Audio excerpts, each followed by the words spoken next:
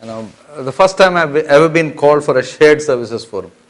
Normally I get called for either leadership or marketing or general management or innovation or something like that, but shared leadership forum. So when they came to see me, I said, okay, I'm happy to take a shot at it and give you my thoughts on what I see the shared services business going and where it's headed. And we have done a lot of outsourcing, and we've done a lot of shared services in all the companies that I work. Okay, I'll share some of my examples and what works and what doesn't work for me. Okay, so that's what I'll cover. Possibly take 15-20 minutes and then we can have a chat. Okay, the first is the world is changing very, very quickly, and many times we don't realize how quickly the world is changing. Let me give you some, a food for thought. The average life of an S&P 500 company in the year 1960 was 60 years. The average life of an S&P 500 company in the year 1960 was 60 years. The average life of an S&P 500 company in the year 2015 is 12 years. So in a matter of 55 years, the age of a company has dropped from 60 to 12. Why? Fundamentally, the digitization, the technology movement in every single industry is doing that. That's one. Second is, people don't have patience for long-term results anymore. If you're not doing it right, they either buy you out or you're out on your own. You don't have the money. Okay, so in this world, you either scale fast or you fail fast. That's where you are right now. That's the kind of mentality this world is working on right now. Okay, so the world is changing very, very quickly, and the catch with most CEOs and most senior leaders is they get this concept intellectually that change is there, but to translate that into action is where the challenge is. See, everybody knows the world is changing. Everybody will say, yeah, that's a given. But they don't realize how quickly and how fast they need to change. That is something that, people, and especially leaders, haven't come to grips with at all. Okay? Companies at a very basic level are being challenged on the following. Why do you exist? Is a big question. Which is the purpose? What is the purpose of a company today? What is the purpose of company X or company Y or company Z? So people are asking, why do you do what you do? Okay, why do you exist? That's a big question which companies are being asked repeatedly. So which basically means the number of stakeholders and other people who are commentating on companies is multiplying. The average CEO was responsible for 6 to 7 measures about 15 years ago. Today the average CEO is responsible for 55 measures and metrics. Every man with a suitcase is an NGO, and he has a point of view on what you should be doing with your business. Every blogger is an industry expert. So suddenly, a company and a CEO has to think of 55 metrics on a dashboard. That's not easy. Even if you worked all 24 hours, all 7 days, there's no way you're going to make it. Okay, so then you have to start delegating, you have to start doing whatever it is. Okay. The second, apart from the why, companies are being asked is, what is the core of what you do? The core of what Google does is to collect information. The core of what Facebook does is to connect people. So what is the core of what you do is a question which people are asking again. Because they really want to see if this core has relevance going forward. Okay, so the first is, why do you exist? The second is, what is your core? And the third question which companies are repeatedly being challenged on is cost. Because top line is becoming less and less predictable. Okay, the only predictable thing is your cost right now. Top line is becoming less and less predictable. As a result of which, people are saying, okay, at what cost will you be profitable? Because headline, top line, yeah, you might grow 3%, you might grow 4%, but I don't know how to factor that in. But I can definitely factor in what your cost base is. This is what companies are being challenged with today. Why do you exist? What's the core? And what's your cost structure? Okay, so that's what. So let's look at a tech company. What does a tech company do? If you look at it, tech companies really focus on a few things. They focus on design. By and large, that's proprietary. They focus on IPR. By and large, that's proprietary. Almost everything else they outsource. That is their core. Design and intellectual property. Everything else they outsource. So for example, in the cell phone industry, The only people who make their own phones are somebody like Samsung today. Nobody else makes their own phones. Everybody outsources to large companies like Foxconn. Now these are very big people themselves. So at one level you outsource manufacturing to Foxconn. Very good. You source that. Next, selling. You outsource selling to large companies like Redington, like HCL, others. So the selling process in a tech company is no longer being done by the company. They find another large company to work with, they outsource it to them. So I've sourced from Foxconn, I sell to HCL or Redington and say now you go to the marketplace. That's what we do. Okay? So a tech company is possibly the clearest example of a future world, where they truly focus on what matters to the consumer vis-a-vis their brand, the design and the IPR. Everything else they believe, I don't need to do it. And everything else they say, we're happy to give it to somebody who can do it better than us at a cheaper cost than us. That's how they're thinking right now. All tech companies do that. There's a reason, because in the tech industry you see tectonic shifts and disruptive changes almost every other year. And that's why they need to be extremely agile in the way they think about it. And those companies operate on a very simple principle: very low fixed costs, high variable costs. That's their philosophy. Okay, and that's how they get there. Okay, so that's what a tech company does. So, my first cartoon for you. Thank you for calling customer service. If you're calm and rational, press 1. If you're a whiner, press 2. If you're a hothead, press 3. Okay, why and what do we outsource? Typically in a company, whenever we see a repetitive activity, we say that can be outsourced. Whenever we see an activity where we can add low value, we outsource. Whenever we see an activity which blocks time and people cost, people outsource. That's what they do. Okay? So anything which is repetitive, anything which can be done by somebody with much better cost leverage, and anything which is not at the heart of the strategy is what people outsource. That's what. Right? There are some positives, there are some challenges. Okay? So that's what people do. Why and what do we outsource? Second, when we outsource, here's the challenge. A lot of the time when we outsource, we are expecting automation and digitization. That's why we outsource. But funnily enough, many processes today are still in the paper mode. Okay, so your first opportunity as a shared services industry is how much of your business is paper, how much of your business is truly automated. A truly automated business has more value. That's what it is. Today, in an age today when IT costs are low, computing costs are even lower, storage costs are even lower, okay, you have to really move much more to the digitization world. Okay, so this backup on backup, etc. is good, but if you truly want to add value, you have to move much more from the physical world to the digital world. Whether it's receipts, whether it's payments, all kinds of things. We have to go much more in that direction. Okay. Here's the catch with outsourcing, which I mentioned.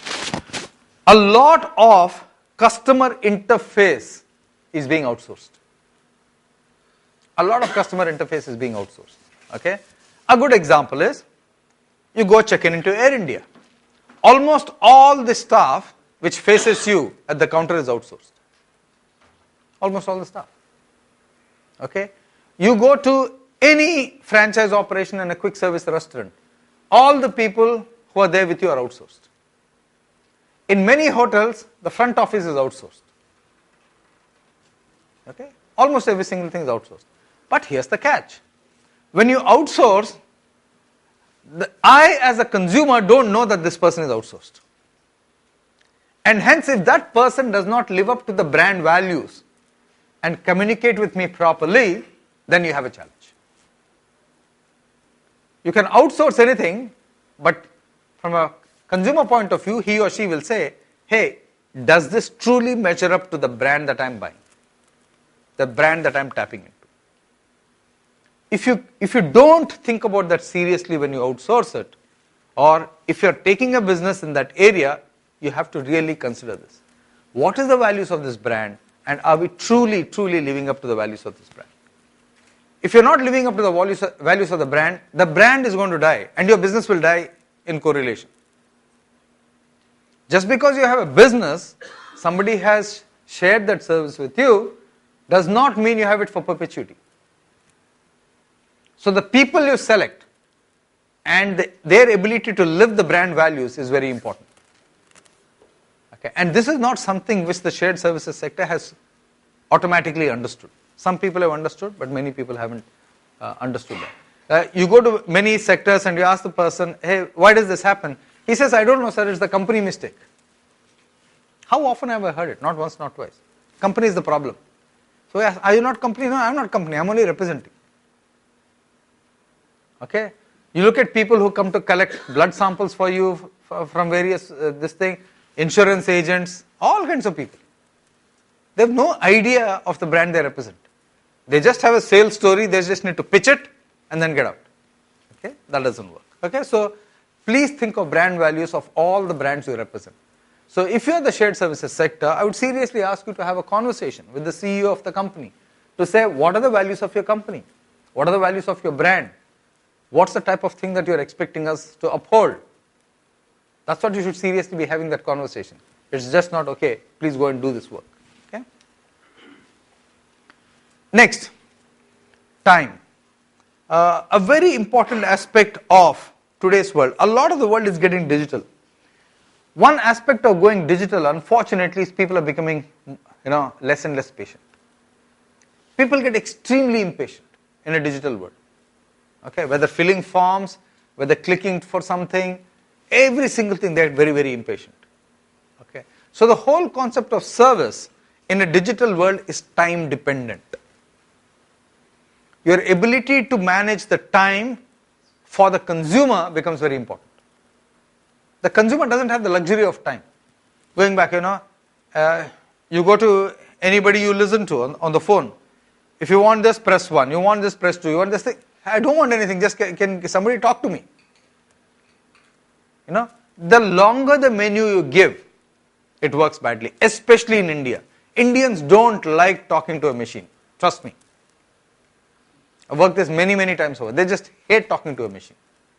If they want to talk to a machine, it has to be very, very simple. ABC. They just hate talking to a machine. Okay, so the longer you make your conversation or construct of how you resolve the issue, people just put the phone down. Okay, then what will they do? They'll call somebody who knows you, somebody who knows somebody else, and ask you to fix it for you. So Indians find their own alternative vehicle to fix their problem. Okay, ask any of the tech companies, ask anybody with a service. The number of calls they get via the other routes and the number of calls which are there, in the IVR route. Okay, so time in a digital world is very important. Okay. Now some thoughts, and this is what the organizers asked me to talk about, which is value creation in any industry. And I believe there are some lessons for the shared services industry. First, invariably when you talk of arbitrage, it starts with cost, but it never stays with cost. That's the funny part. Every industry, there's a cost element which starts with it. If you think cost is the only reason for success, you will fail. In India, every single price warrior has failed.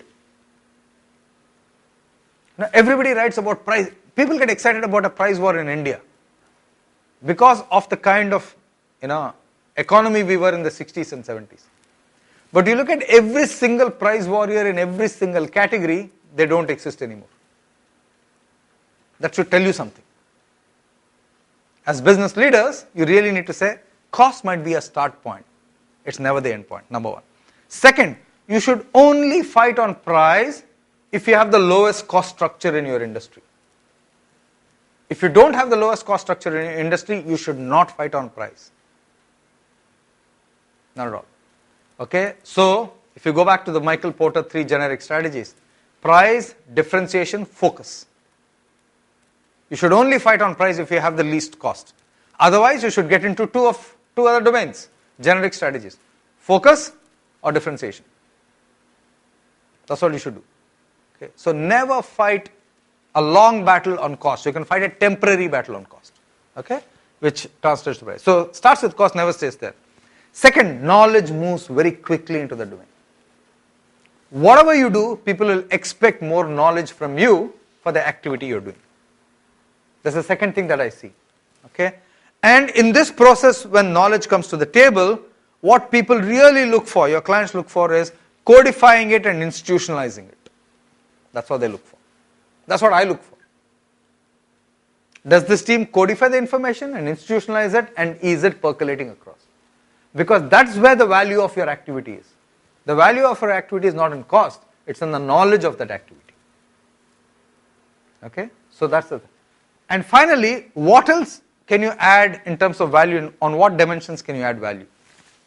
Is the other question people have. So we did BPO, we do KPO, we have to move up the ladder. If you don't move up the ladder, what the economists classically call the middle income trap countries. They just don't move up the ladder. They just stay there. Many of them. You have to move up the ladder. You have to move up the ladder of knowledge, the ladder of innovation, every single thing. That's when you'll create more value for your client and for yourself. You have to always be asking, what else, what more can we be doing in order to do better? And not how cheaper will you be doing.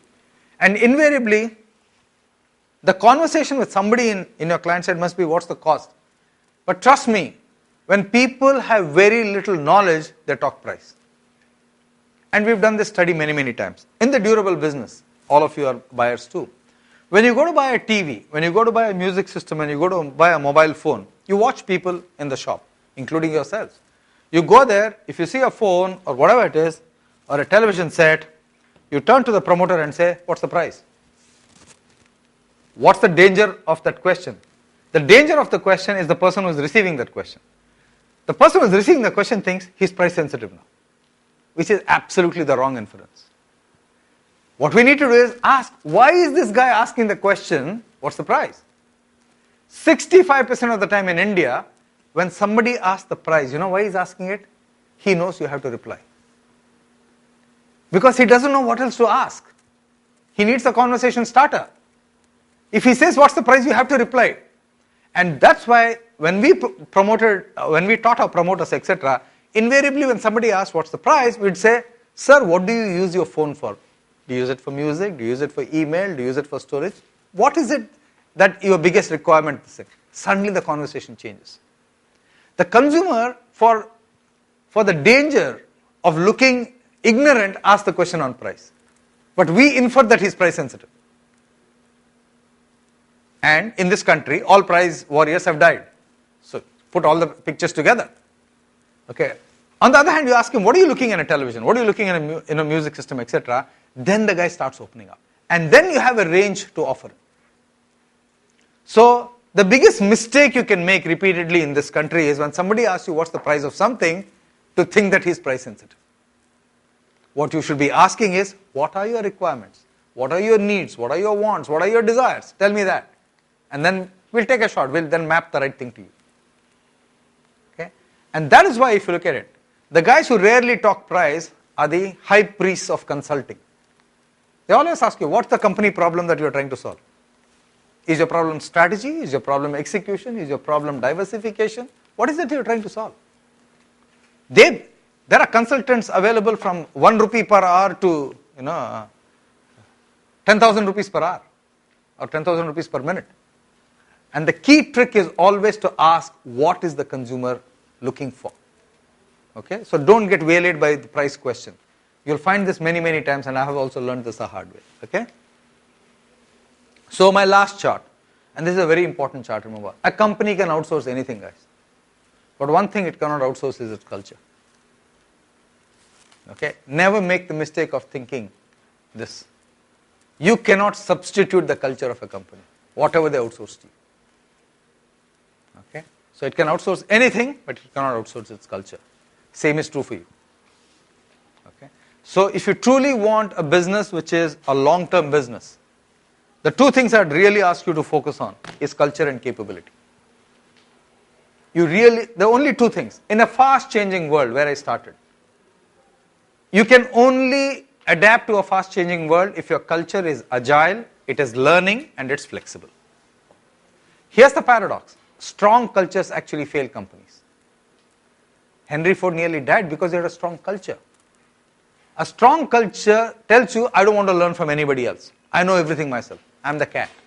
As a result of which, you will die in a fast-changing world. So anytime somebody tells you, I have a strong culture, warn him. You are in trouble. What you need to look for is agile, learning, flexible cultures. So that is one thing you really need to build in your organization, culture. The second is capabilities. In a fast-changing world, you need to ask yourself, what are the capabilities for the next wave of business? For example, for all of us, the next wave of business is digitization, the digital world, e-commerce, things like that. Every time you don't look at the next wave and say what capabilities are needed, you will not succeed. Okay, so look ahead all the time. Okay, so culture and capability. And in a simple format, you should ask yourself, how big will this business be 3 to 5 years out? Second, how will money be made in this business 3 to 5 years out? The way you make money today will not be the way you will make money tomorrow. It will be a very different model. And third, if that's the size of the industry and that's how money will be made, do I have the capabilities to win that? So culture and capability are absolutely the critical elements for you to focus if you really want to build a sustainable, lasting business. Okay? So that's all I have to say. Thank you very much for inviting me, and it was a pleasure talking to you guys. Okay? Thank you. Now you can be there. Now here? Yeah. Some questions? Or are you going to the